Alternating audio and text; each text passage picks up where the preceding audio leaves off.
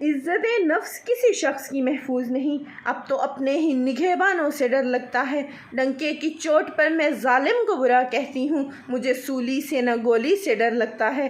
جناب والا، ملک عزیز کے حکمران اور عہدیدار ہاتھوں میں کشکول لے کر ہر وقت بھیک ملنے کے منتظر رہتے ہیں، جو نہ صرف اس ملک کے تشخص کو پامال کر رہے ہیں بلکہ ہماری آنے والی نسلوں کو گداگری جیسی شرمناک عادت سے بھی متعارف کروا رہے ہیں۔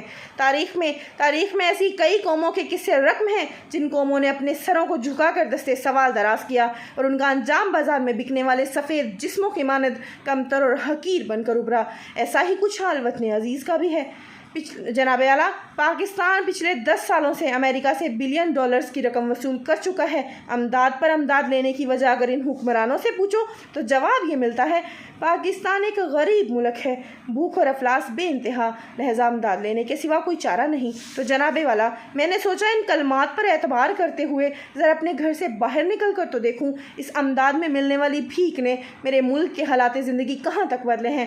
تو جناب والا، جب میں نے دیکھا مجھے افسوس ہوا، بہت افسوس ہوا۔ کہیں پر میں نے بھوک سے بلکتے بچوں کی آوازیں سنی تو کہیں پر میں نے ان وزراء کے فرنگی کتوں کو سیر ہوتے دیکھا، کہیں پر میں نے اولاد برائے فروخت کے نعرے سنے تو کہیں پر میں نے وزیر اعظم کے تن پہ لاکھوں کا لباس دیکھا، کہیں پر میں نے بازار میں بکتی آدم کی بیٹی دیکھی تو کہیں پر میں نے ان حکمرانوں کے پیچھے جاتی ہوئی 10 مرسڈیز کو، تو کہیں پر میں نے عافیہ صدیقی کی ماں کو اس کے انتظار میں پل پل مرتے دیکھا، تو کہیں پر میں نے ان حکمرانوں کو امریکہ کی خوشامد میں دن رات ایک کرتے دیکھا۔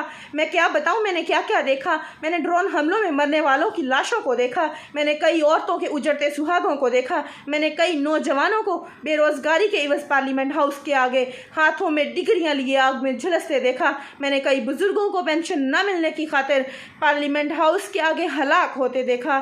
میں نے اس ملک کے ہر شہر، ہر کونے میں کربلا کا میدان دیکھا تو بے اختیار میری زبان پر یہ الفاظ آ گئے، اصول بیچ کر مسند خریدنے والوں، اصول بیچ کر مسند خریدنے والوں، نگاہ اہل وفا میں بہت حقیر ہو تم۔